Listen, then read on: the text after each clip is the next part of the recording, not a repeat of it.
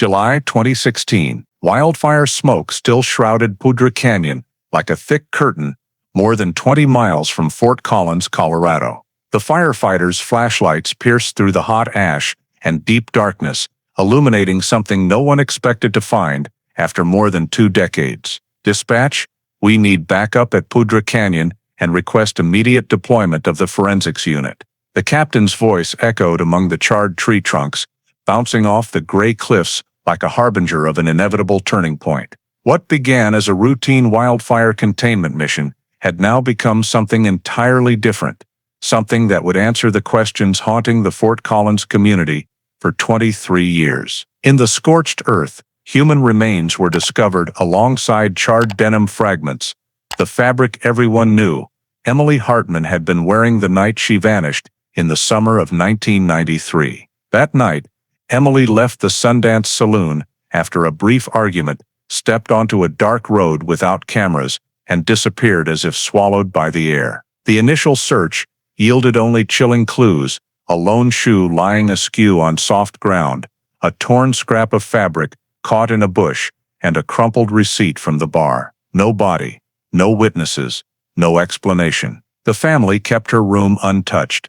Neighbors whispered speculation, and suspicion spread through the town like fog clinging to suburban streets. When every lead went cold, Emily's file was relegated to the cold case pile and lay dormant for more than 2 decades. Before we continue this shocking story, take a second to hit subscribe and like the video. Your support helps forgotten cases find their way back into the light and ensures the algorithm doesn't miss any part of the stories to come. The discovery in Poudre Canyon was not just the closure of a missing person case. It was the first domino in a chain of events that would unearth secrets buried under Colorado's ash for 23 years. Because when investigators finally identified a suspect and executed an arrest warrant by the end of 2016, it wasn't a nameless stranger or a random predator in the night. It was someone who had lived in this community, worked right in the heart of Fort Collins, passed you on the street,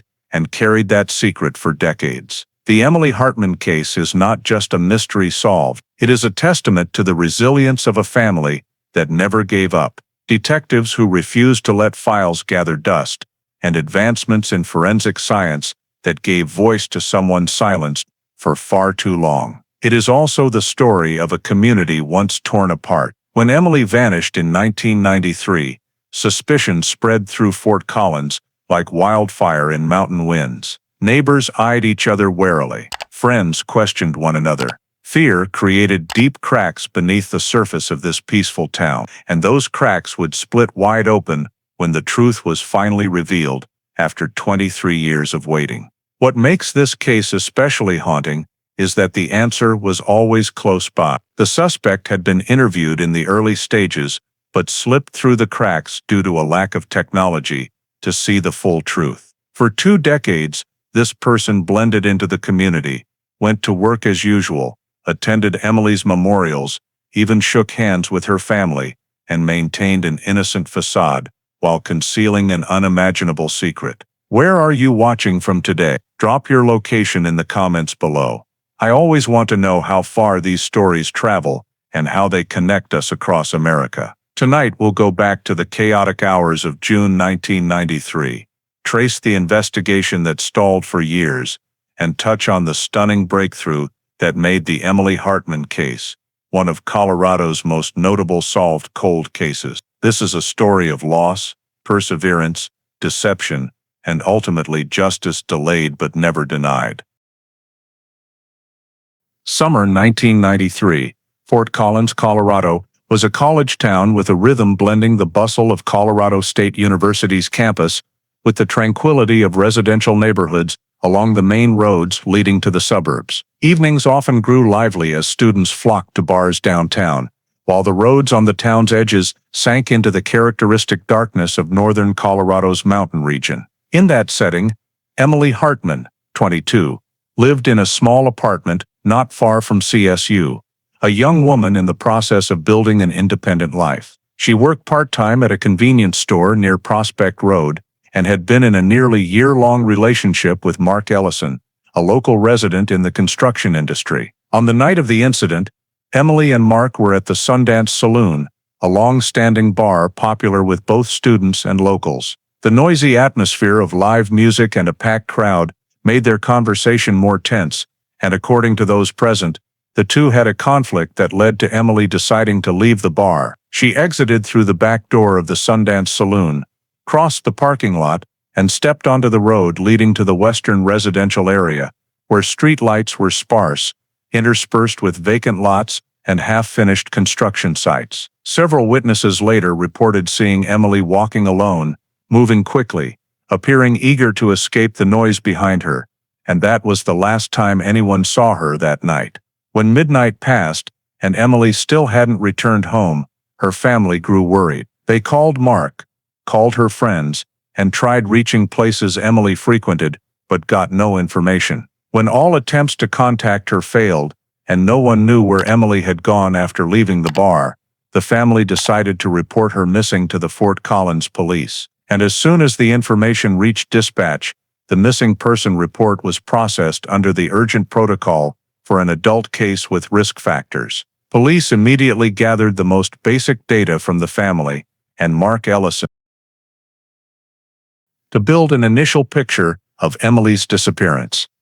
They recorded identifying details including height, weight, hair color, the clothing she wore when leaving the bar, and features that would aid quick recognition in low-light conditions. Details about her daily habits, recent social relationships, and mental state were also noted to determine whether she might have left voluntarily. Mark provided additional information about the evening at the Sundance Saloon, confirming that a conflict had occurred between them and that Emily left alone in a tense state. Police noted this factor as significant, but did not assume it was the cause of her disappearance. Based on witness descriptions of Emily leaving the bar and the direction she walked, police identified the last known location as the rear parking lot of the Sundance Saloon, a dimly lit area adjacent to undeveloped vacant lots. This was marked as the starting point for the search verification route. With Emily leaving the bar alone at night without transportation, the disappearance was classified as high risk due to the significantly increased chance of encountering a threatening situation or accident in the late hours. Police mapped out the routes Emily might have taken to return to her apartment, based on distance, terrain, and the most logical direction of travel. Dark roads, construction areas, vacant lots, and low-traffic routes were prioritized in the sweep plan. Immediately after establishing the foundational information and pinpointing the initial key areas, police moved to collect statements from those present at the Sundance Saloon on the night Emily left, to pinpoint the exact sequence of events and the time she exited. The bartender on duty said Emily and Mark had arrived early, ordered drinks as usual, and showed no unusual signs until their conversation grew tense toward the end of the night. A server noted that the bar was busier than usual due to a live performance, and the crowd made the noise level high, but still saw Emily leave the table area and head toward the back door rather than the brighter, busier front entrance. A group of Mark's acquaintances, present at the bar that same night, also confirmed seeing the two exchange tense words, but didn't hear the content, only remembering that Emily left first, while Mark stayed for a few minutes afterward. Some other patrons recalled Emily because she was alone, and seemed in a hurry as she passed the tables near the stage. When asked about strangers or anyone acting unusually, two independent witnesses reported seeing a man standing near the rear parking lot, where lighting was poor and foot traffic was low. Their descriptions were fairly consistent. A tall, heavy-set man wearing a dark jacket, standing near the fence, and appearing to watch the back entrance area. No one could confirm whether this person was directly connected to Emily, but his presence at the time she left made the detail one police noted for further review. From the chain of statements collected, police constructed a preliminary timeline of events inside the bar. Early in the evening, Emily and Mark arrived in a normal state. Toward the end, tension arose between them, leading to Emily standing up, leaving the table, and choosing the back exit. The time she left the bar was pinpointed fairly accurately due to overlapping witness accounts. It coincided with the crowd thinning out as the performance ended. Emily's exit route was confirmed as through the rear parking lot, where few people were present, and where witnesses saw the unidentified man. The time mark left a few minutes after Emily was also recorded for later cross-referencing with other timelines. Based on the statements collected from those present at the bar, police began mapping the routes Emily might have used to return to her residence. Determining a logical route was done based on the location of the Sundance Saloon, the direction Emily left the bar, and her apartment southwest of the downtown area, forming a journey primarily along secondary roads and some smaller branches. Police identified three main routes Emily was likely to have chosen: a straight but dark route with few streetlights, a looping route closer to more populated residential areas, and a route cutting through an area under construction where the terrain was complex and little traveled.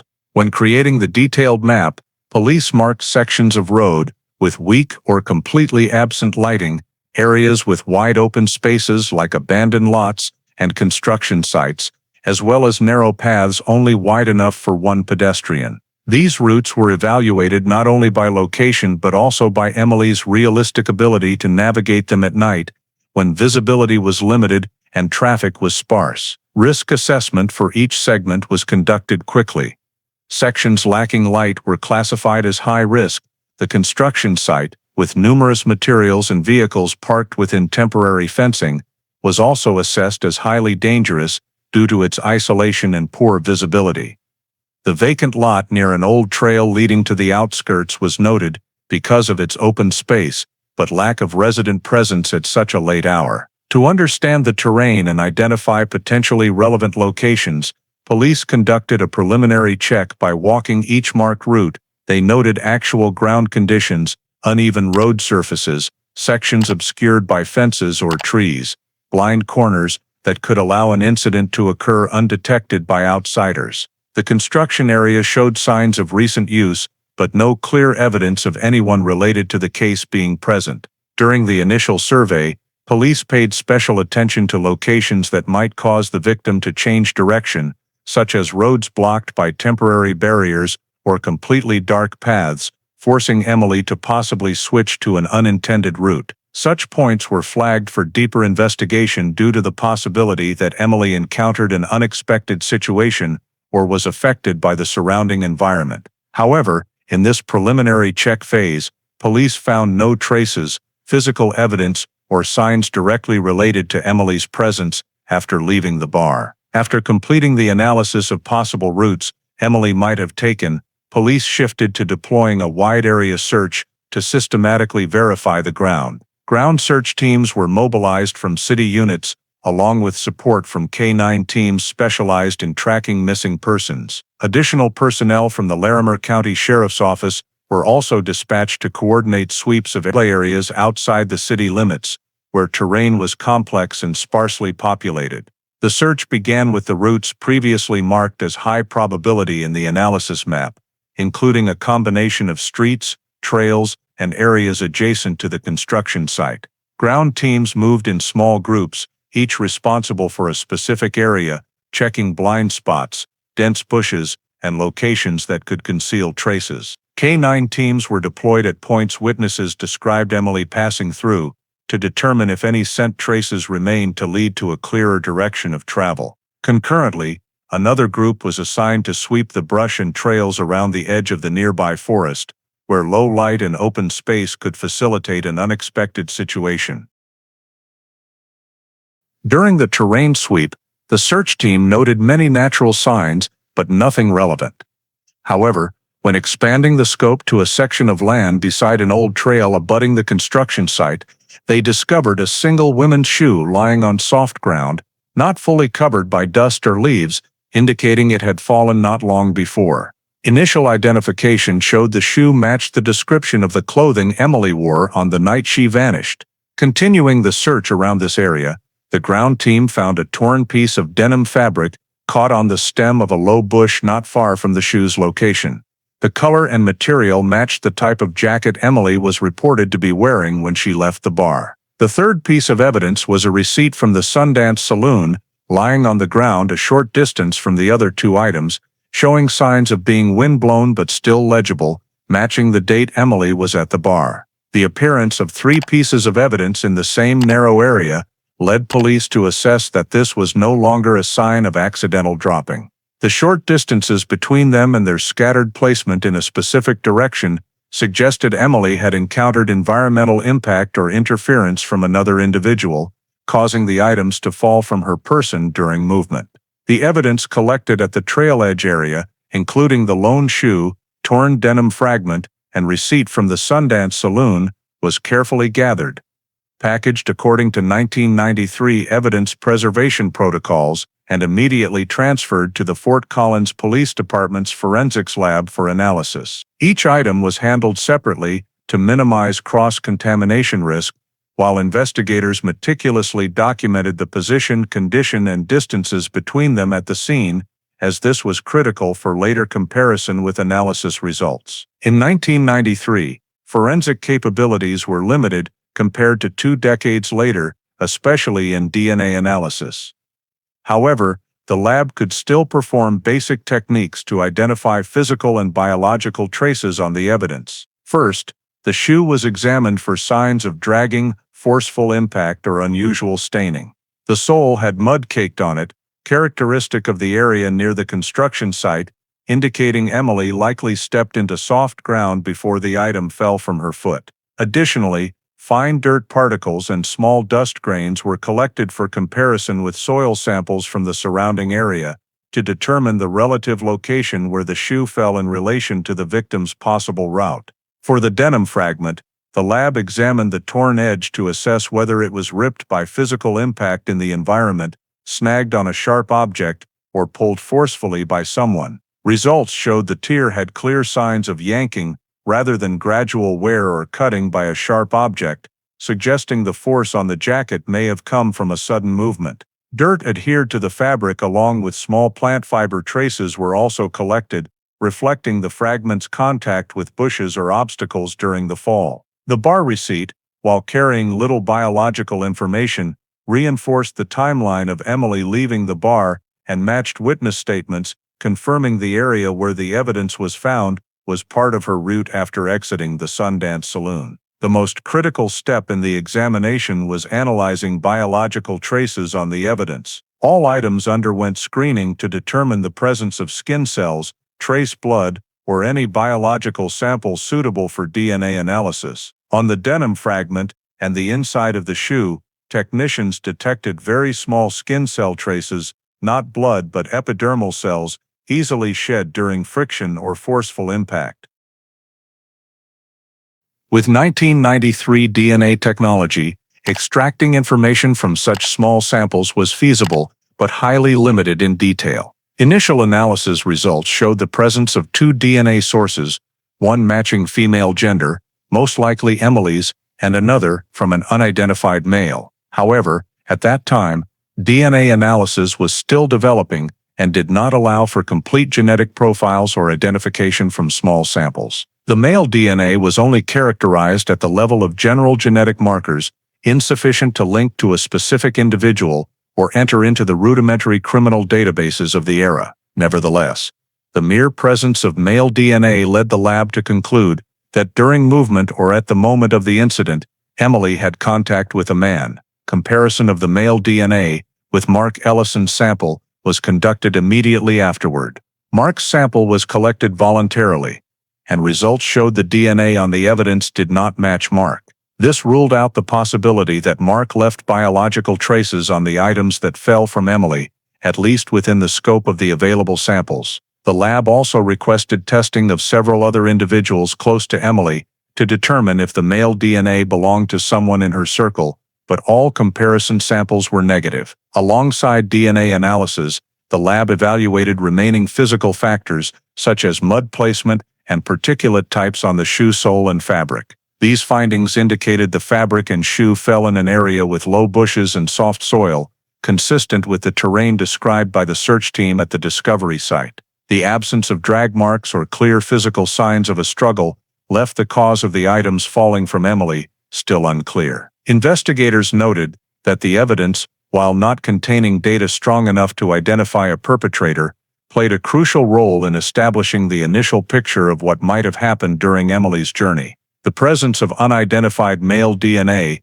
though not yet identifiable, was the first factor suggesting Emily was not traveling alone in the final stage before her disappearance. After completing the initial evidence analysis and noting the presence of male DNA not matching any of Emily's known associates, police returned to scrutinizing Mark Ellison's statement to assess his level of involvement in the disappearance. Although no biological traces of Mark were found on the scattered scene evidence, investigators still had to cross-reference his statement with all data collected from witnesses and the previously reconstructed timelines. In the follow-up session with police, Mark provided more detail about the night of the incident, including when he and Emily arrived at the Sundance Saloon, what they did at the bar, the argument leading to Emily leaving, and his process of leaving afterward. Police noted that Mark said he left the bar a few minutes after Emily, tried going out the back to look for her, but didn't see her, then returned to the front area, and eventually went home.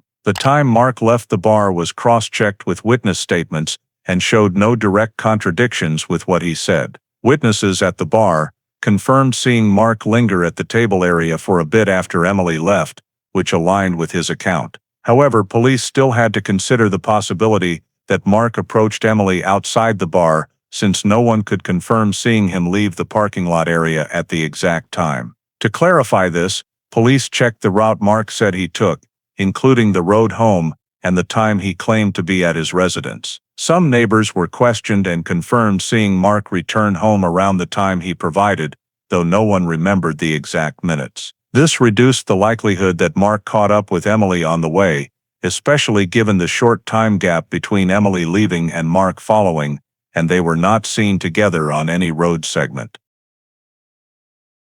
Police also evaluated Mark's realistic movement that night, considering the vehicle he used, travel habits, and activities immediately before returning home. There was no evidence Mark left home again after returning, which, if it had happened, could have raised greater suspicion. Regarding behavior, police noted Mark's full cooperation throughout the process, voluntarily providing a DNA sample and agreeing to multiple interview rounds. However, they also noted tension in Mark's statement when discussing the final argument, which was not unusual but was flagged for deeper analysis. The presence of unidentified male DNA on the evidence prevented police from fully ruling out Mark, but it significantly reduced the chance he was the person in direct contact with Emily at the evidence discovery area. Investigators concluded that, while Mark remained in the circle of individuals needing continued scrutiny, the level of suspicion toward him stemmed only from the relationship conflict and being the last person to speak with Emily before she left the bar. Due to the lack of physical evidence, no witness descriptions placing Mark near the wooded or trail area where evidence was found, and his statement not being contradicted by any verification data, police temporarily kept Mark on the list of related individuals, but without direct basis to view him as the central suspect. This assessment was clearly documented in the file, reflecting the investigative agency's cautious consideration in a phase still full of ambiguities and lacking conclusive data. After assessing Mark Ellison's level of involvement and finding no physical evidence directly linking him to the discovered items, police shifted focus to another lead noted early on: the presence of an unidentified man near the rear parking lot of the Sundance Saloon at the time Emily left the bar. All witness statements were compiled to create the most unified description possible. According to two independent witnesses, the man was tall, heavy-set, with short hair or wearing a hat that made facial features hard to discern, and dressed in a dark jacket. One witness described his stance as if he were observing the area rather than simply waiting for someone or passing through. No witness heard him speak or interact with anyone, making his presence noteworthy in the context of the rear parking lot, which had little foot traffic at that late hour. The fact that an unidentified man was standing near the exit Emily used at the same time she left the bar was prioritized for investigation. Police reviewed employee logs and the bar's regular customer list, but found no one matching the description. They also questioned those in the parking lot when leaving the bar, but no one admitted to standing in the described spot, and no one recalled interacting with the man. When direct identification efforts yielded no results, police turned to indirect methods, considering the possibility that the man arrived by vehicle, particularly a type matching witness descriptions in the parking area. One witness reported seeing a red Chevy Blazer parked near where the man was standing. Though the detail was uncertain, it was enough for police to include this vehicle model in their sweep. As the Blazer was a common vehicle in Colorado in the early 1990s, often used by those working outdoors or in manual labor professions, recognizing the lead could expand significantly. Police requested the Larimer County Vehicle Registration Department to provide a list of all red Chevy Blazers registered in the area in 1993. The list included dozens of different owners, from Fort Collins residents to those in nearby towns. Each owner on the list had their ownership records, residence address, occupation, and vehicle usage history checked. Investigators attempted to cross-reference the time and location of each owner on the night Emily vanished, to eliminate cases with no connection, such as night shift workers or owners who could prove their vehicle was elsewhere during that time. Several owners were brought in for interviews and provided statements to verify their whereabouts on the night of the incident. Most cooperated and had suitable alibis. However, near the end of the list, police uncovered an anomaly. A red Chevy Blazer reported burned and sent to a scrapyard just weeks after Emily's disappearance, but with no clear record of the actual owner at the time of the fire. The fire was logged as a single vehicle accident with no criminal suspicion, and the vehicle was too damaged for further investigation. The fire report only noted the location where the vehicle was found, several miles south of where Emily left the bar, and the extent of damage made accurate VIN identification impossible. The appearance of a red Blazer in records at such a sensitive time drew particular attention, especially since the owner prior to the fire could not be traced. The possibility that this was the vehicle witnesses saw on the night Emily left, or at least belonged to someone present in the area at a critical time, became a hypothesis needing verification. Investigators checked reports related to burned vehicles in the month of the disappearance, but found no information to identify the owner, as the report was minimally documented. The caller who reported the fire had left the scene before firefighters arrived and left no name. Since most evidence related to the vehicle was destroyed by the flames, police could not recover additional physical traces. Despite expanding the investigation toward the unidentified man and the red Chevy Blazer, police still found no supplementary traces that could significantly narrow the suspect pool. Identifying the man in the rear parking lot reached a complete deadlock due to no additional witnesses or information, while the burned Blazer file provided no specific data on ownership or direct connection to Emily's disappearance. The collected evidence, though important in establishing the travel route and the likelihood of victim contact with an external factor, still lacks strength to identify who interacted with her at the closest point in time. Male DNA analysis from the evidence only reached the level of gender identification without creating a detailed genetic profile, preventing comparison with any individuals in the residential area or potential suspect files. This was a major limitation in the context of 1993 DNA technology, where analysis methods produced only raw results, insufficient for tracing individual identity. Meanwhile, without a body to determine other physical traces or assess injury extent, every hypothesis about the cause of disappearance remained vague. Investigators noted the absence of security cameras in the area, as surveillance systems were not yet widely adopted at commercial establishments or along public roads at the time. This eliminated the last opportunity to capture footage of Emily on her route away from the bar or record the presence of any individual or vehicle that might have contacted her. Subsequent interview rounds yielded no new data. Everyone in the area on the night of the incident had already been questioned or had their location verified, and no one provided valuable information. The route map constructed in the early phase, though accurate and systematic, still did not lead to any area with clear evidence of where Emily went after the last witness sighting. Police considered the possibility of voluntary departure but quickly ruled it out due to no signs, belongings, or information supporting the idea. Investigators also weighed an accident hypothesis but found no accident traces, related vehicles, or reports matching the time frame. Every investigative unit reached the same conclusion that data gaps were too large to pinpoint a specific investigative direction, while key suspicions like the male DNA identity or the burned blazer remained unprovable.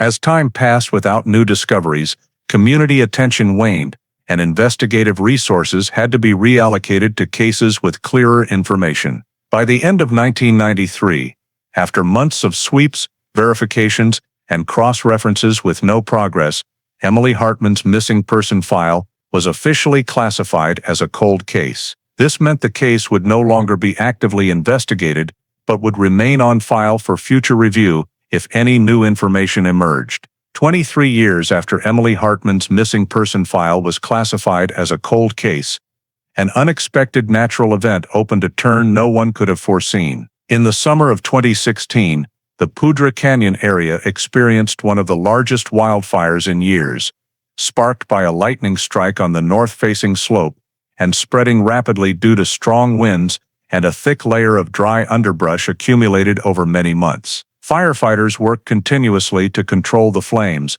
and during the mop-up process, they conducted checks of each area to ensure no hot embers remained that could reignite. On a narrow slope not far from the canyon's main road, a crew discovered an unevenly scorched patch of ground, with one section of the surface burned more intensely than the rest. As they approached to assess the fire's erosion, they noticed a small object that had not burned completely, lying amid the ashes. Upon closer inspection, the firefighting team realized it was a remaining fragment of human bone. Recognizing this as a discovery potentially related to an incident beyond the wildfire, they immediately secured the area and contacted the Larimer County Sheriff's Office, the agency with jurisdiction over Poudre Canyon. Upon receiving the report, investigators and forensic technicians were dispatched to the scene. Examination of the burn site revealed uneven charring of the surrounding soil, suggesting that the skeletal remains had been present at the location before the fire occurred, rather than being created by the flames from a nearby incident.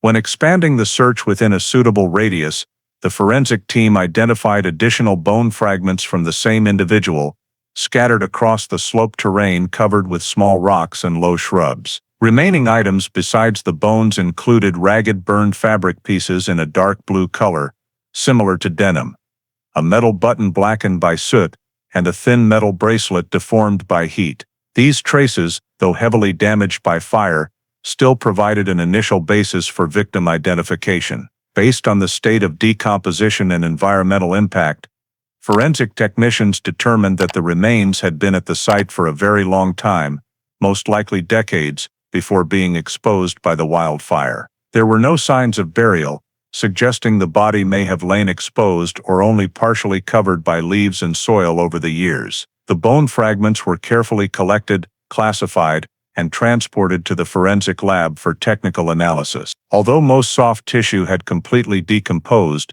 some teeth remained intact, allowing the use of dental record comparison, one of the most effective victim identification tools when other traces are gone. The Larimer County Sheriff's Office immediately reviewed long-term missing persons files and compared them with the general characteristics of the remains. On the list, Emily Hartman's case stood out due to the timing of her disappearance, the possible area of the incident, and geographic mapping showing Poudre Canyon was within the range where a victim missing in 1993 could end up if removed from Fort Collins without witnesses. Emily's dental records, stored with the original missing person file, were retrieved and sent to the forensic lab. The comparison process involved matching tooth structure, the shape of teeth with unique orthodontic features, and the alignment of asymmetrical characteristics in the upper jaw with prior records. The results showed an exact match with no significant discrepancies. The forensic department concluded that the remains found in Poudre Canyon were those of Emily Hartman, reported missing in the summer of 1993. Confirming the remains found in Poudre Canyon, as Emily Hartman's forced the Fort Collins Police Department to fully reopen the entire dormant file from 1993.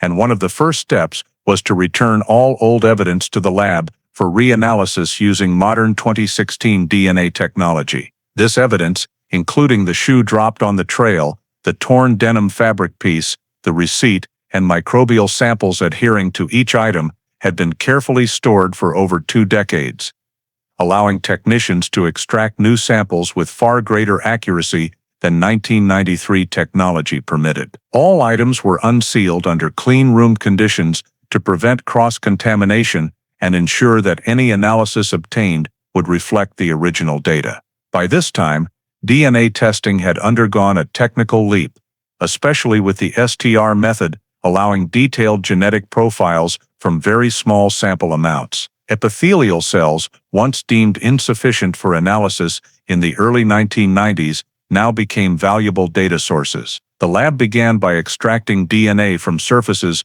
most likely to contain high biological traces, the inside of the shoe, the torn edge of the denim fabric, and a few particulate grains collected from adhesion points on the fabric fibers. Each sample was processed through an ultra-clean extraction protocol, then underwent DNA amplification to obtain sufficient material for analysis. When the initial data emerged, technicians clearly identified 2 DNA sources, the first belonging to a female, consistent with Emily's genetic structure, the second was male DNA previously unidentified, and the same sequence that appeared in the 1993 analysis, but could not be fully read due to technological limitations at the time.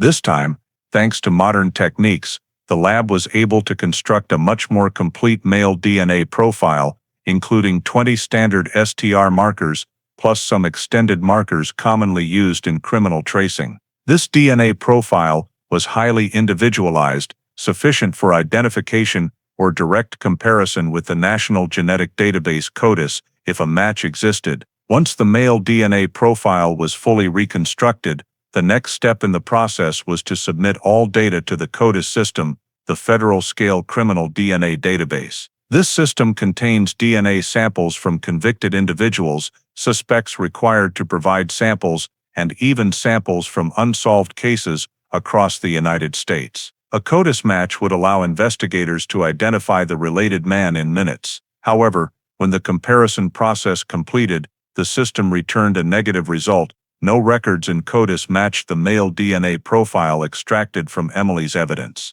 This meant the man involved in the case had never been arrested, never required to provide a biological sample, or lived entirely outside the criminal DNA storage scope. The result was disappointing, but not surprising, as many 1990s cases involved subjects not in criminal files, causing perpetrator pursuits to stall. Failure to identify through CODIS also meant investigators needed a new direction to trace the DNA sample's origin. When direct identification via the National DNA Database yielded no results, investigators had to consider methods that did not exist at the time of the crime: forensic genealogy, genetic pedigree analysis.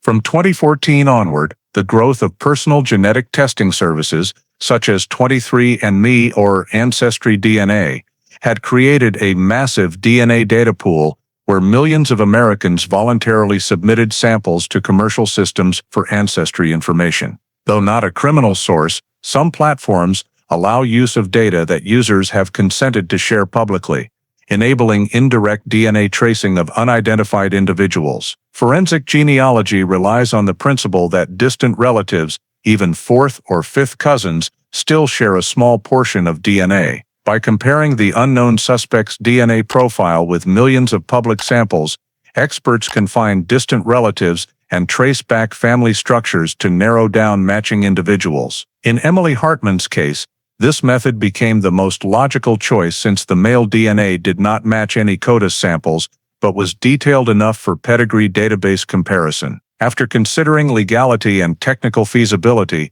the investigative team decided to send the male DNA profile to a lab specializing in genetic pedigree analysis. The process involved converting the STR DNA profile to SNP format, a different standard used in ancestry genetic analysis. This conversion required extreme accuracy, as even minor errors could misdirect the pedigree tracing. Once the unidentified man's DNA data was converted to SNP format and uploaded to open pedigree research databases, the kinship tracing began by comparing each code segment with millions of voluntarily shared user samples. The advantage of forensic genealogy is its ability to detect very distant relatives, even 5 or 6 generations back, based on specific gene segment overlap levels. In this case, from the initial comparison rounds, analysts noted many weak but consistent overlaps with a group of people originating from Virginia. None matched directly, but all shared characteristic DNA segments,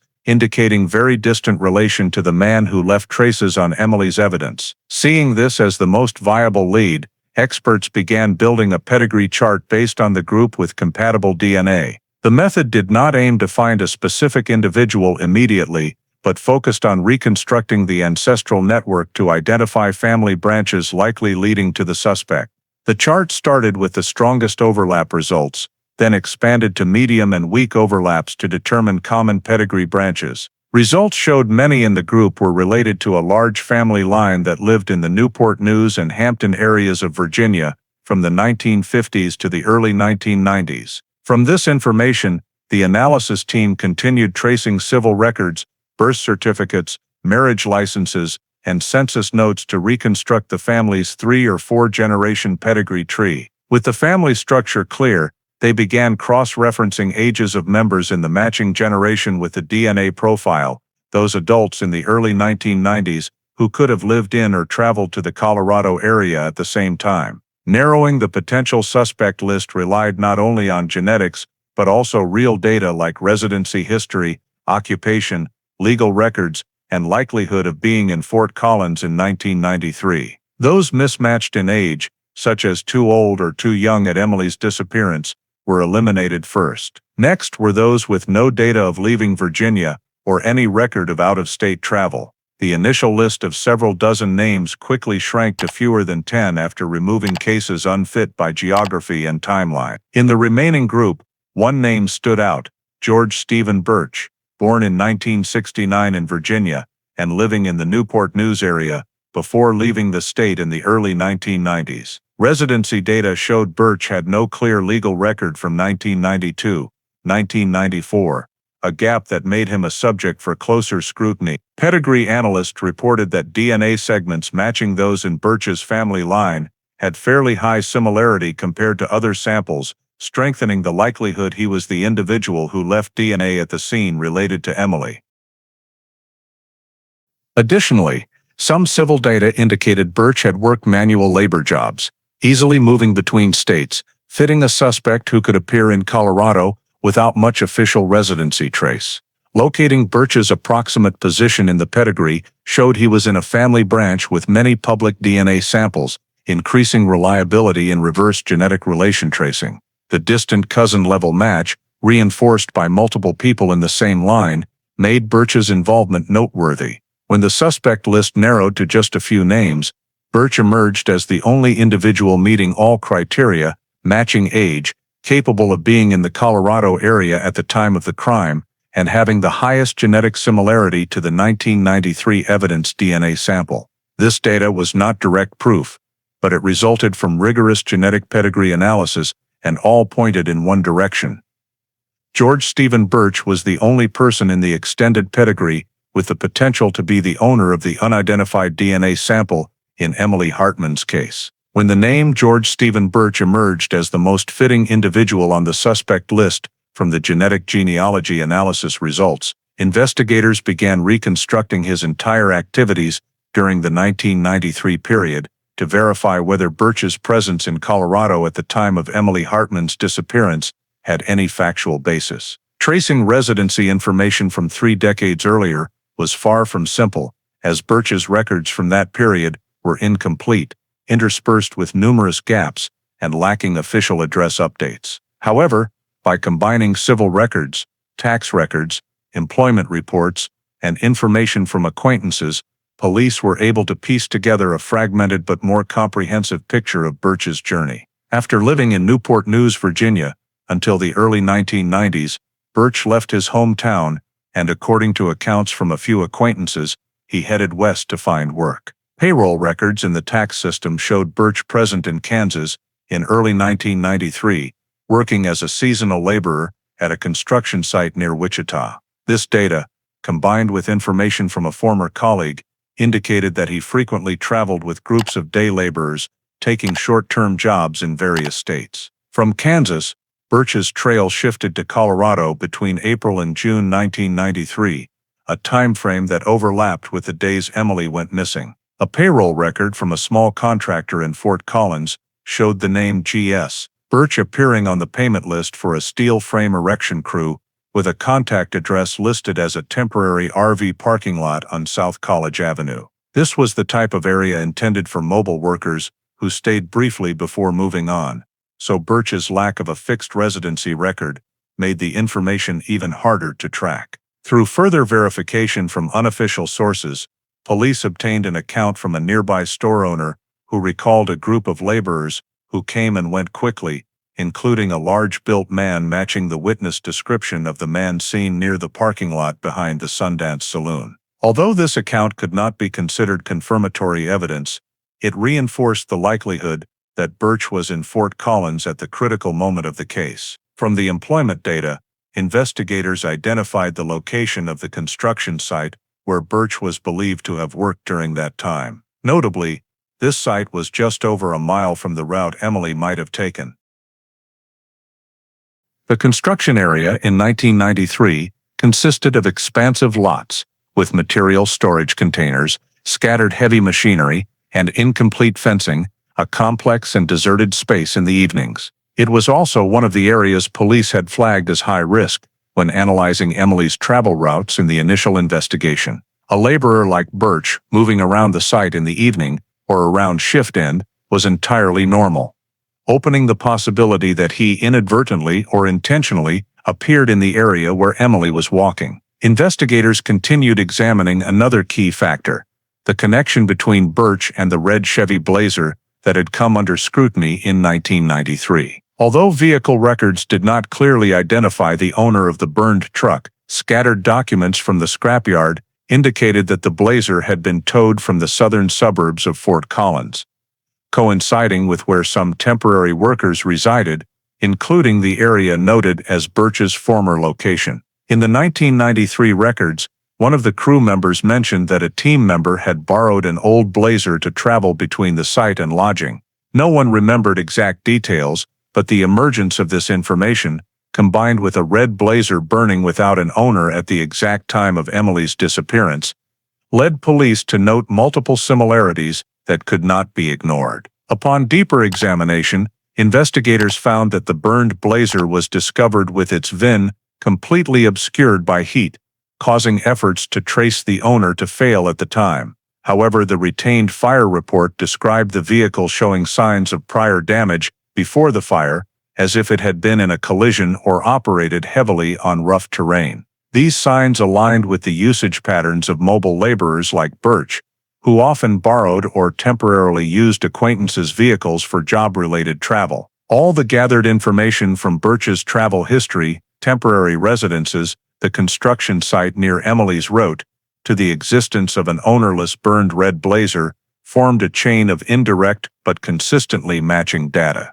Although each piece alone was not strong enough to charge anyone in 1993, when re-examined under the light of forensic genealogy and modern DNA technology, they elevated George Stephen Birch as the sole individual converging sufficient elements of time, location, and circumstances to be directly linked to Emily Hartman's disappearance that summer. After reconstructing George Stephen Birch's activities in 1993, and determining he was the only individual matching both the genealogy data and geographic location, the investigative team moved to the step of directly verifying Birch's status in 2016. This was not only to confirm his current residence, but also to assess accessibility, potential danger level, and personal background factors that could support subsequent evidence collection. Current civil records noted Birch living in a small town in Wyoming, a few hours' drive from Fort Collins, in a low-density suburban area. He rented a single-story detached house with a stable bill payment history in recent years, indicating a relatively settled life without economic irregularities. Birch's occupation was recorded as working in a mechanical equipment repair shop, where he was described as a diligent worker with a reserved personality. None of his current acquaintances knew about his travel history in the 1990s, and no one mentioned any recent serious legal issues. Although his judicial records over the prior 3 decades were quite fragmented, Birch's current life appeared normal and did not raise direct suspicions among those around him. Once the address was confirmed, Wyoming investigators coordinated with Colorado forces to begin short-term remote surveillance of Birch in full compliance with legal regulations. The goal was not intervention or direct contact, but to observe daily habits to evaluate any suspicious behavior, evasive actions, or unusual movement patterns. During the surveillance days, investigators noted that Birch typically left home early in the morning, drove an old pickup truck to work, stayed there until late afternoon, and returned home on a nearly repetitive daily schedule. On weekends, he often visited a local grocery store and sometimes stopped at a nearby bar. There were no signs he suspected surveillance or intended to leave his residence. However, this calmness did not make him less suspicious, as someone never investigated and unaware of connection to a decades-old case would have no reason to alter habits. The surveillance also helped assess Birch's physique, gait, and basic characteristics. Observations showed he had a tall, sturdy build, matching the 1993 witness description of the man near the parking lot behind the Sundance Saloon. These similarities could not be considered evidence, but further reinforced the alignment between current investigative data and old statements. With surveillance detecting no unusual behavior, but confirming physical and movement habit matches near his residence, the next step was indirect DNA collection for comparison with the reconstructed male DNA profile from Emily's evidence. Since Birch was not detained or charged, sample collection had to be cautious, legal, and minimally invasive to privacy. Investigators chose to collect DNA from items Birch inadvertently left in public, an indirect but legal method if the object was no longer in personal possession. The first opportunity arose in the parking lot near the repair shop where Birch worked, when he discarded an empty drink can into an outdoor trash bin before entering. After he left, investigators retrieved the can and sealed it per forensic protocol, as the rim could contain skin cells or saliva sufficient for analysis. A few days later, in a similar situation, an extinguished cigarette butt was found not far from the shop's back door, and investigators suspected it might be Birch's based on observed smoking habits during breaks. The butt was also collected per standards, serving as a backup if the first sample was inadequate. All items were quickly transferred to the Colorado lab for DNA extraction. Forensic technicians extracted DNA from both samples to ensure result integrity, especially if one was damaged or lacked sufficient biological material. The drink can was prioritized due to higher likelihood of mouth contact skin cells, and as expected, the rim yielded a large enough DNA quantity for modern STR processing. The cigarette butt DNA was processed independently, with initial results showing the same genetic structure, reinforcing reliability that both samples belonged to the same male individual. Once DNA amplification was complete, Birch's genetic profile was constructed with full standard STR markers, including extended markers for precise identification. Analysts then directly compared it to the unidentified 1993 DNA profile from prior analysis. The 1993 evidence data included matching STR markers, and thanks to modern technology, technicians had a complete DNA sequence for high-accuracy direct-to-comparison. When the two profiles were input into comparison software, results appeared almost instantly. All STR markers from the 2016 sample perfectly matched the DNA sequence of the man who left traces on evidence related to Emily Hartman.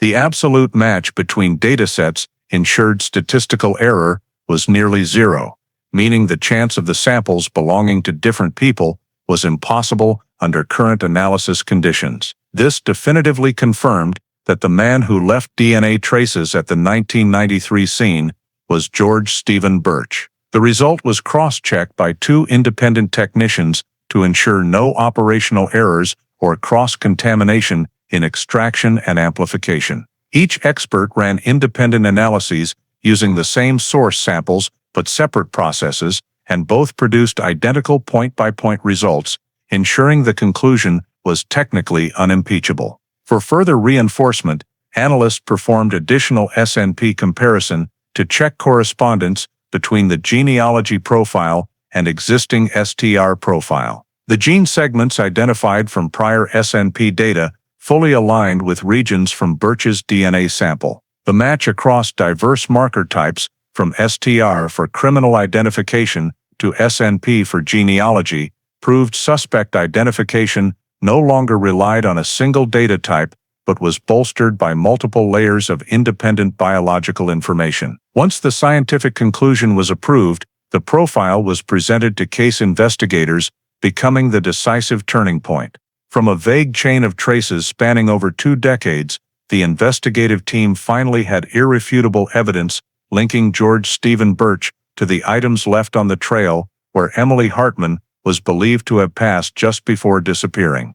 With the DNA comparison results affirming George Stephen Birch as the individual who left biological traces on evidence related to Emily Hartman's 1993 disappearance, the Fort Collins Police Department proceeded to the next step, obtaining an arrest warrant based on scientific evidence and Birch's historical presence in Colorado at the time of the incident. The warrant application was meticulously prepared, including detailed DNA appraisal reports, genetic genealogy analysis process, verified residency and employment information for Birch, and indirect data linking him to the strange man's appearance in the bar's back parking lot and the ownerless burned red Chevy Blazer. The Larimer County prosecutor reviewed the entire file and concluded there was strong legal basis to proceed with arrest per regulation. After warrant approval, the next step was planning coordination with Wyoming law enforcement,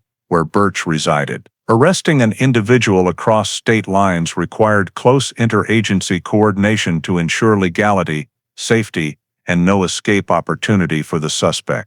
Colorado police sent a formal cooperation request to the county sheriff's office, where Birch lived, while dispatching a team of investigators to Wyoming for direct involvement in execution. Since arrest warrant information was kept strictly confidential, participating forces included only a select few officers to minimize leak risks. Prior short-term surveillance showed Birch maintained a regular routine without signs of preparing to leave, aiding safe approach planning. The arrest timing was chosen for early morning as Birch left home for work, to avoid him barricading inside or endangering others. As Birch's pickup exited the driveway onto the main road, Wyoming forces blocked from the front with a patrol vehicle, while the Colorado team approached from behind, creating a secure pincer. Officers ordered Birch to exit the vehicle and announced the arrest warrant per protocol. Birch appeared surprised and confused, asking the reason but not resisting or attempting to flee. After handcuffing and safety checks, he was transported to the nearest police facility for detention processing. During transport, Birch continued asking about the arrest cause, but investigators only stated details would be explained upon arrival at detention and after full rights notification per law. At the Wyoming Police Headquarters, the arrest warrant was reconfirmed before transferring detention custody to Colorado per interstate protocol. Birch was placed in a temporary cell and informed of his right to counsel. Interstate coordination proceeded smoothly due to prior preparation and Birch's lack of resistance. Detaining the suspect was a key step enabling the investigative team to clarify remaining case gaps, cross-reference statements with collected data, and examine his involvement in points unexplainable by indirect sources. Birch's arrest was completed in under 30 minutes, reflecting execution plan precision and tight inter-unit coordination. From a name emerging only in genetic genealogy analysis, George Stephen Birch was now officially a detained suspect for in-depth investigation into what happened the night Emily Hartman vanished in 1993. When George Stephen Birch was brought to the detention facility and fully informed of his statutory rights, the investigators began conducting the initial statement recording to determine his level of cooperation and assess whether the information he provided aligned with the forensic data already collected. Right from the start, Birch denied any involvement in Emily Hartman's disappearance, asserting that he did not know who she was and had never set foot in Fort Collins in 1993. However, this statement immediately created a major contradiction, as the DNA sample obtained from evidence at the scene matched his DNA perfectly. The investigator did not disclose all the information immediately, but allowed Birch to present his account as naturally as possible in order to reveal inconsistencies in the timeline and in the version of the story he wanted to put forward. When asked about his travels in the 1990s, Birch claimed that he had mostly lived in Virginia and had never worked in any other state. This statement completely contradicted tax data and employment records, showing that he had received pay at a construction site in Kansas and at a small contractor in Fort Collins during the exact period when Emily disappeared. When the investigator presented the payroll records, Birch changed his statement, claiming that someone might have used his identification documents. However, tax records and cross-verification from the contractor confirmed that the worker was a person with a physical description identical to Birch's, rendering this argument untenable. Meanwhile, when asked if he remembered living in the parking lot for mobile workers on South College Avenue, Birch denied it completely, but the investigators had information from previous acquaintances describing him as someone with a habit of living nomadically and often moving to other states with short-term labor groups. These contradictions indicated that Birch was deliberately concealing his past travels, which made his statement even less credible. When the investigators shifted to questions about Birch's DNA presence on the evidence, Birch appeared tense and insisted that it could not possibly be true. He said that the police might have mixed up the sample or that someone had taken his personal belongings many years ago. However, when informed that his DNA matched on multiple STR markers with absolute accuracy, and that part of it also matched the SNP profile used in genealogical analysis, Birch could not provide any feasible explanation. The vagueness in his responses showed that he had no clear strategy and was only trying to evade responsibility with unfounded reasons. When the investigator asked about the route Emily had taken and the appearance of a man in the parking lot behind the bar, a description matching Birch's build, he refused to comment, saying he did not want to say things that were irrelevant. However, the match between the witness description and Birch's physique made his refusal to answer even more unconvincing. Questions about the burned red Chevy Blazer also elicited a clearly tense reaction from Birch. He denied ever owning or driving any vehicle of that model, but could not explain why people who had worked with him in 1993 mentioned that he often used an old Blazer to travel between the construction site and his lodging. When the investigator mentioned that a red Blazer with no clear owner had burned at the time of Emily's disappearance, not far from Birch's mobile labor area, he responded evasively, saying that the coincidence did not mean it was related. Temporarily concluding based on these logical contradictions, the investigators noted that Birch continually changed his statement when confronted with actual data, evaded key questions, and offered unverifiable hypotheses. Such behaviors are often signs of attempting to conceal information, especially when DNA, the strongest scientific evidence, placed him in direct contact with Emily or her belongings near the time of the disappearance. The investigators continued cross-referencing Birch's statement with the map of the route Emily might have taken, the location of the construction site near the evidence discovery point, and scattered items such as the shoe and pieces of denim fabric.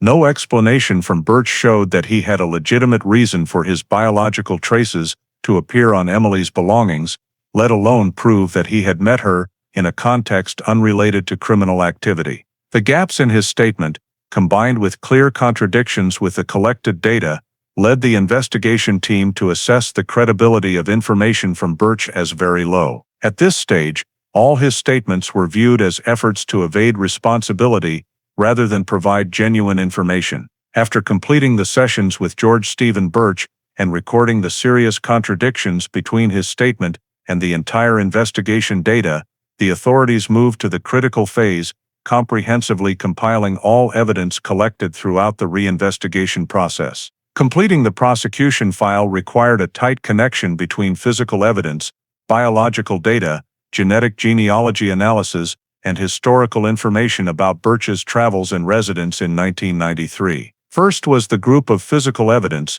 including the shoe, torn denim fabric, and Emily's receipt collected from the trail area in 1993. These items helped determine Emily's final travel route and showed that she had encountered external impact causing her belongings to scatter. Next was the biological evidence, with the focus on the male DNA sample appearing on both the denim fabric and inside the shoe. This evidence could not be deeply analyzed in 1993. But with modern technology, the complete DNA profile was reconstructed and confirmed to match George Birch's DNA absolutely through indirect samples collected in 2016. This result had extremely high legal value, as DNA is a definitive form of evidence that does not depend on memory, statements, or inference. In addition, genetic genealogy analysis played a key role in initially narrowing the suspect's search from millions of people to just a small group within the family in Virginia, before leading directly to Birch. This was strong supporting evidence, not for standalone identification but to prove that George Birch was the only individual in the entire family structure who could match the remaining DNA sample at Emily's disappearance scene. With the affirmative biological data, the investigation team continued to examine additional historical data to reinforce the conclusion. Tax records, payroll logs, and statements from former co-workers indicated that Birch was present in Fort Collins during the exact period of Emily's disappearance and had worked at a construction site just over a mile from the route she might have taken. This refuted all of Birch's statements when he tried to deny ever visiting Colorado.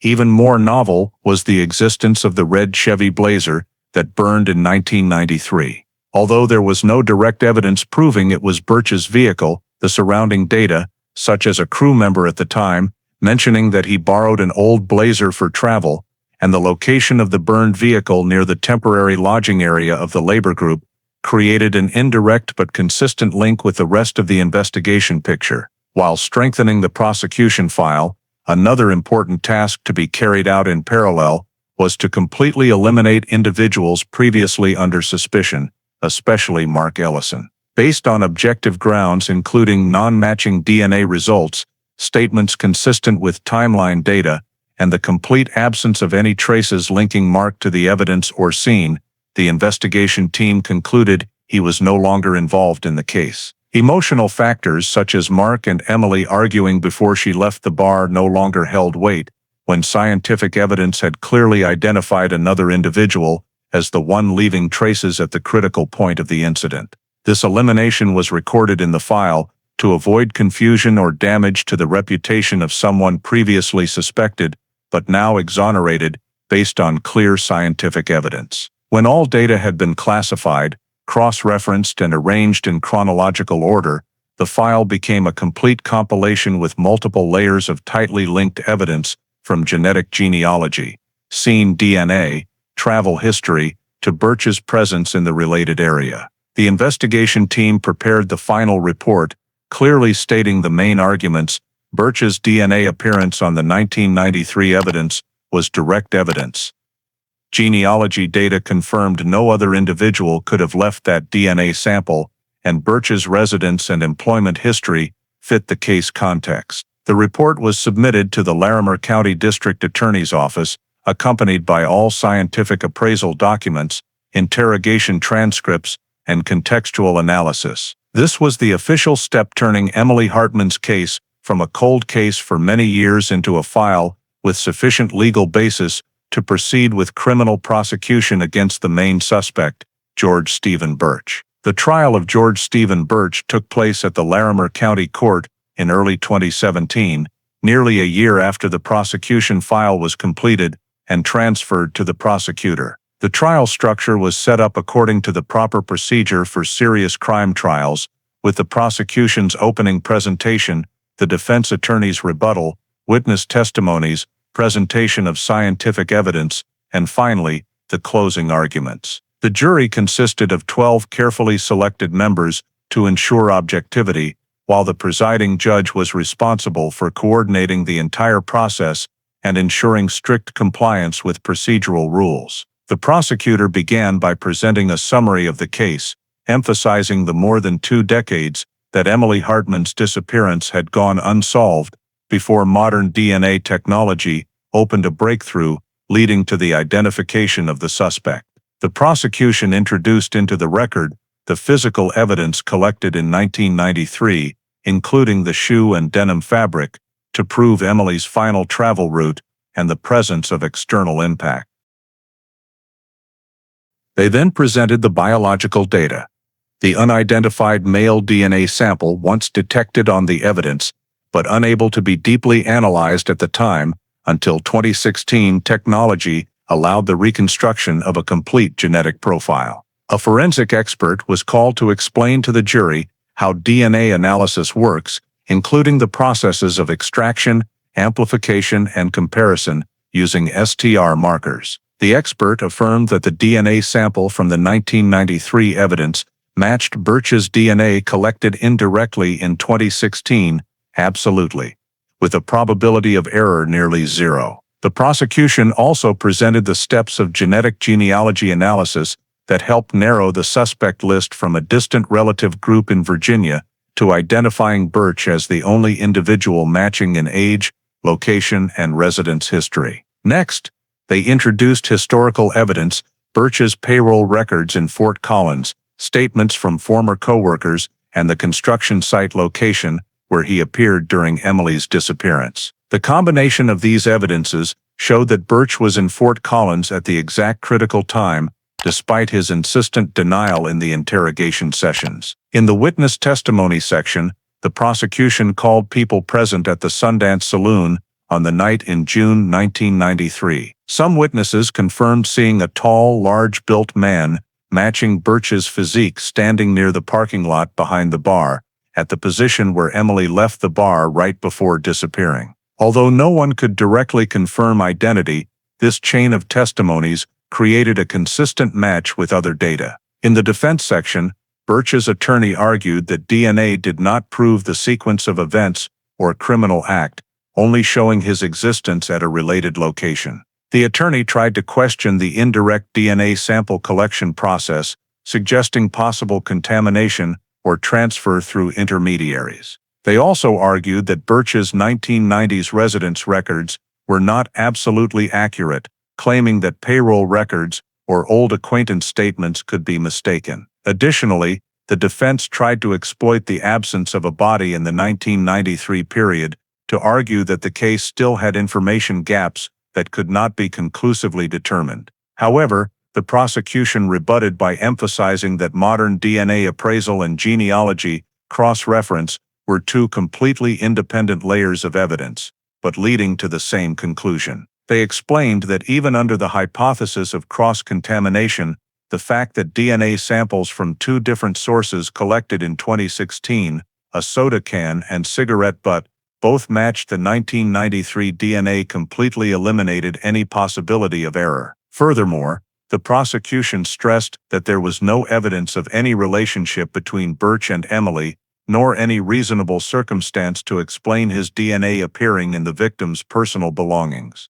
The prosecution's argument relied on the interconnection of the entire file, physical evidence, biological traces, genealogy data, travel history, construction site location, and timing coincidence, all converging in one direction. The defense continued trying to cast doubt, but each point they raised was rebutted by the prosecution with scientific data or objective evidence from past records. Subsequent witnesses, from forensic experts to investigators who directly handled the 1993 evidence, all further reinforced the data accuracy, making the defense's arguments increasingly weak as the trial progressed. When both sides completed their presentations, the jury was tasked with reviewing all evidence and assessing whether the scientific, historical, and testimonial evidence was strong enough to conclude Birch's responsibility, ending the main litigation phase of the 2017 trial. When the adversarial phase concluded and the jury retired to the deliberation room, the entire multi-day trial process was placed into a comprehensive evaluation. where scientific evidence, witness testimonies, and arguments from both sides were examined within a unified analytical framework. The jury had to weigh multiple factors: the absolute match of the DNA profile between the 1993 sample and the one collected in 2016, the seamless genetic genealogy analysis leading directly to George Stephen Birch, evidence of Birch's presence in Fort Collins at the time Emily Hartman disappeared, the consistency between witness descriptions and the suspect's physical condition, along with contradictions in Birch's own statements when confronted with objective data. Additionally, the jury considered the defense arguments, including efforts to cast doubt on potential DNA cross-contamination, historical data discrepancies, or gaps in the sequence of events. However, in the context of independently presented scientific evidence with high reliability and converging uniformly in one direction, these counter-arguments struggled to create sufficient doubt to dismantle the evidential structure reinforcing Birch's responsibility. After hours of discussion, the jury unanimously agreed that the chain of evidence presented had surpassed the threshold of proof beyond a reasonable doubt, the legal standard necessary to conclude a defendant's criminal responsibility. DNA was the central element, as it does not rely on testimonies and cannot be altered over time.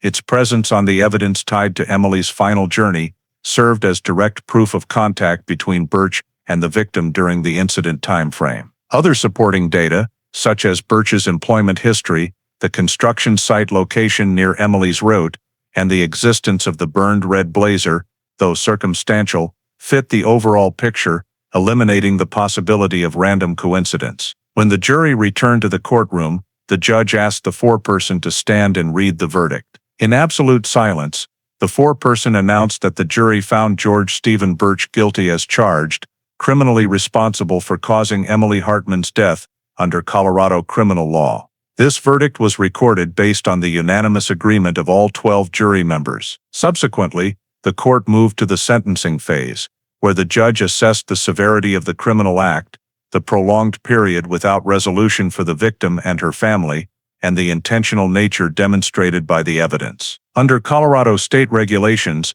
this offense carries a maximum penalty of life imprisonment without the possibility of parole, especially in cases involving aggravating factors or DNA evidence proving direct involvement. After fully considering all factors, the judge sentenced George Stephen Birch to life imprisonment without the possibility of parole, emphasizing that the DNA evidence had established the necessary certainty to conclude the criminal act and ensure the sentence reflected the true gravity of the offense committed. With that sentencing pronouncement, the Emily Hartman case, a file dormant for over 2 decades, was officially closed legally, and Birch's criminal responsibility was determined in accordance with Colorado law. With George Stephen Birch sentenced to life imprisonment and his criminal responsibility in Emily Hartman's death established by the Colorado court verdict, the case file was officially closed after 23 years of dormancy, becoming one of the exemplary instances of case resolution through advancements in forensic technology.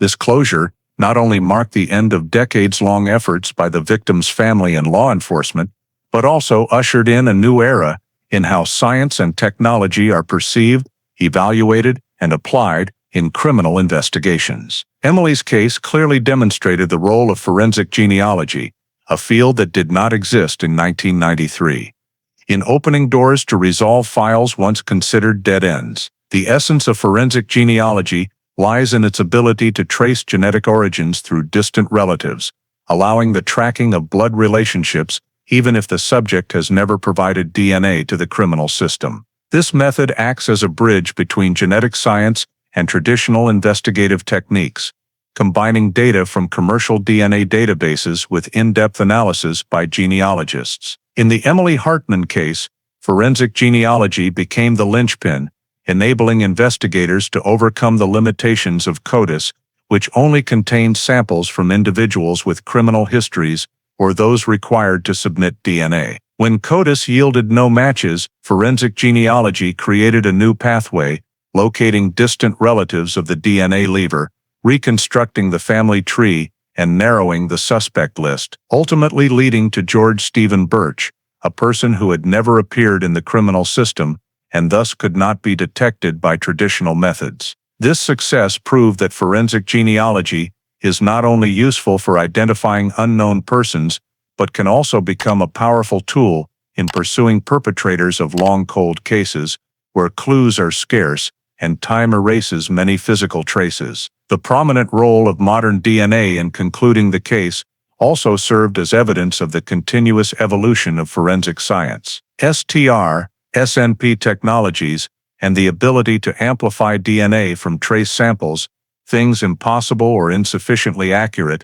in 1993, transformed seemingly useless traces into decisive evidence. This not only resolved Emily's case, but also affirmed that many old cases could be re-examined with entirely different outcomes when applying new technology. The impact of the Emily case quickly spread within the U.S. law enforcement community. Numerous cold case units nationwide began reviewing dormant files, especially those with DNA samples unmatched in CODIS, but of sufficient quality for genealogical analysis. Several states developed dedicated forensic genealogy units, while others started collaborating with private laboratories specializing in the field. The Emily Hartman case became a clear illustrative example that combining traditional investigation with advanced technology can create breakthroughs even in seemingly hopeless cases. Professionally, the case prompted changes in long-term evidence storage practices. Law enforcement agencies realized that evidence preserved in good condition, even if unanalyzable at the time of collection, could still become decisive after decades. This led to improvements in preservation, classification, and storage procedures to ensure usability in the future when technology permits. Additionally, the case contributed to widespread discussions on ethics in using commercial DNA data for criminal investigations. Many experts and legislators examined building strict legal frameworks to protect citizen privacy without hindering the resolution of serious cases. Thanks to the attention drawn by the Emily case, new guidelines were issued in subsequent years to ensure forensic genealogy was used appropriately and within legal bounds. Ultimately, the greatest impact of the case was affirming the enduring value of forensic science in criminal justice. After 23 years, a completely stalled case was resolved through persistence, modern technology, and the integration of information from multiple independent sources. This not only provided answers to the victim's family, but also sent a powerful message: cases, no matter how many years pass, can still be illuminated with determination and the right tools. The Emily Hartman case thus became a milestone not only in Colorado, but in the broader landscape of cold case investigations across the United States. The Emily Hartman case, resolved after 23 years through modern DNA technology and forensic genealogy, reflects an important reality in today's American society. Justice may come very late, but can still be achieved when science, persistence, and community responsibility converge. One of the clearest lessons from this story is the importance of long-term evidence, preservation, and storage. The tiny DNA samples adhering to Emily's denim fabric or shoe seemed useless in 1993, but became the decisive puzzle piece in 2016. This reminds us that initial efforts, even if they do not yield immediate results, can still create long-term value, much like maintaining records, data, and scientific processes in all areas of modern life. Another lesson comes from the role of forensic genealogy. Using DNA data from commercial platforms like 23andMe or Ancestry DNA helped narrow the suspect list and track down the man who had never been in the CODIS system. This is both proof of science's power and a reminder to be responsible when sharing personal data. Emily's story also highlights the value of interagency coordination when Colorado and Wyoming forces jointly arrested George Birch, showing that protecting community safety in the U.S. requires cohesion beyond geographical boundaries. Finally, Emily's journey to justice reminds everyone of the importance of personal vigilance. Emily left the bar alone through a dark area, and that was the critical moment leading to the tragedy. In today's American life, where many communities still face risks from mysterious crimes, Prioritizing personal safety, traveling in groups, sharing locations with loved ones, avoiding isolated areas is never excessive. Emily's story, though heartbreaking, emphasizes that science can help uncover the truth, but protecting oneself still starts with small daily choices. If you're interested in cases solved after decades like Emily Hartman's, please subscribe so you don't miss the next stories. Thank you for watching, and see you in the next video, where we continue exploring how justice is reclaimed over time.